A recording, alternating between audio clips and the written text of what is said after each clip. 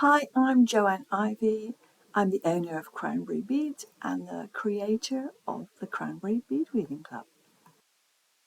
Cranberry is over 20 years old, and during that time I've learned a lot about beads and bead weaving.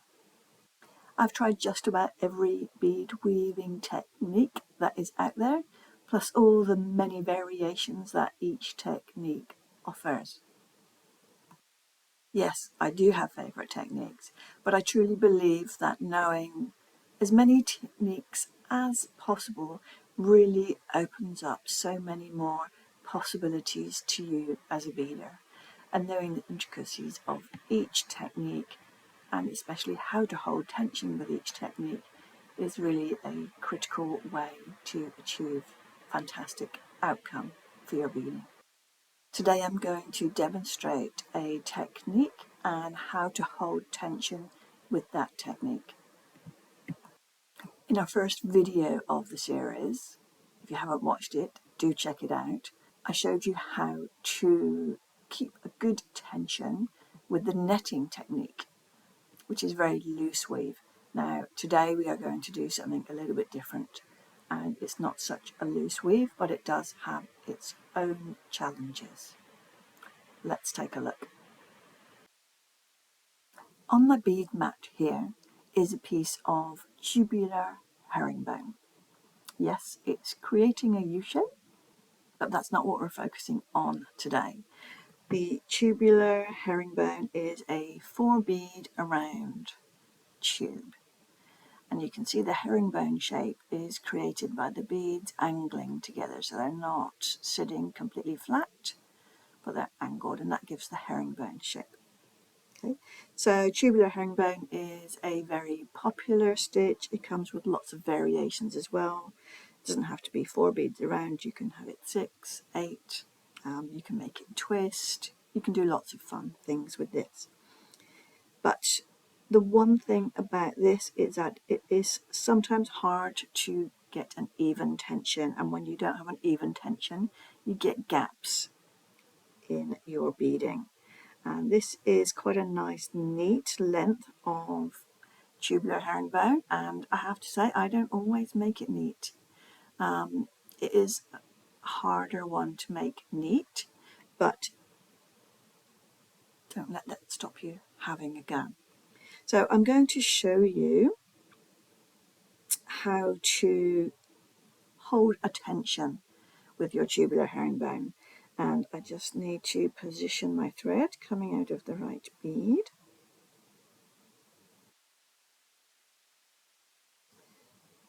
And as with anything that you just pick up, just make sure the last little bit of it is sitting nice and firm, because that can also be a place where you see a change in tension when you put it down and pick it up again.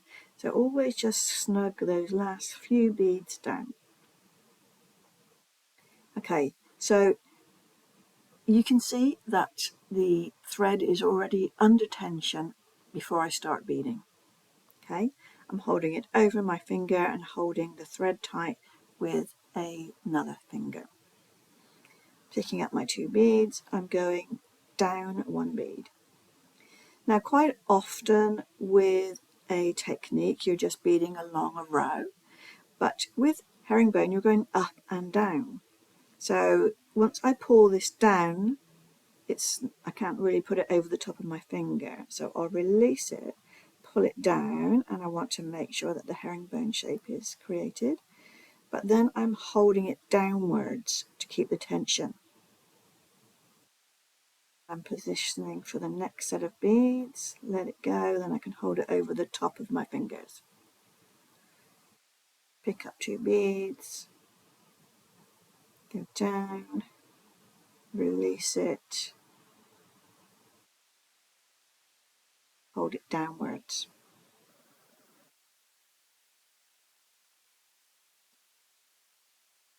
Go up, position, just make sure that you don't go too far without making sure they're creating that nice herringbone shape. So let's do a couple more. Release, pull it down, hold it, Go up 2 beads, hold it.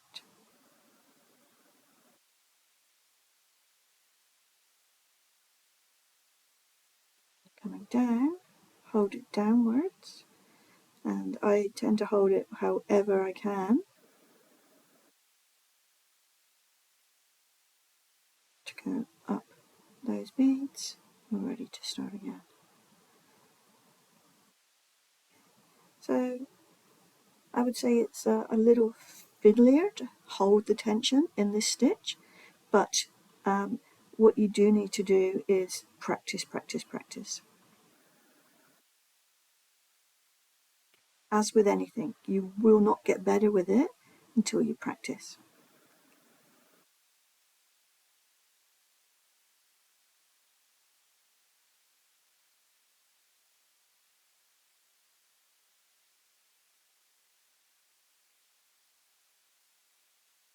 Okay, so we can see it's creating a nice neat little section of herringbone. It looks quite even. So you notice I've let it go, so what I'll do is just give it a jiggle, make sure it's tight before I set off again.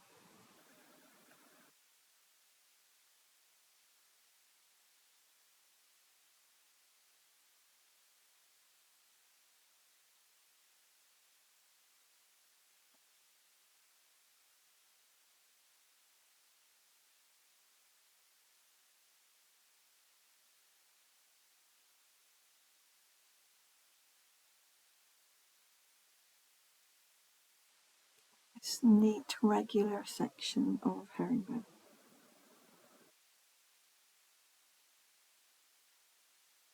So do have a little play. If you know how to do tubular herringbone already and you've made some, take a look and see, is it nice and even, or is there little areas that are a bit looser than others? And just have a little critique about what you've done. Okay. Now, in our bead weaving club, we do have a whole module on tubular herringbone, and one of the lessons in there is how to fix a section if it is too loose. So always really good to know how to fix these things if it doesn't come out exactly how you want it. I hope you've enjoyed this second video all about tension, and you're understanding how to hold tension better in the different bead weaving stitches. Of course, each stitch can be a little bit different tension wise. We've got one more video in this series, and in that I'll show you some different types of beading and how tension may be more important or less important. I'll also share a story from one of our members of our bead weaving club that was unsure about whether they could do a workshop, and what we did to help her along our way to attending that workshop with a successful outcome. See you in the next video. Any questions or comments, pop them below and I'll answer them.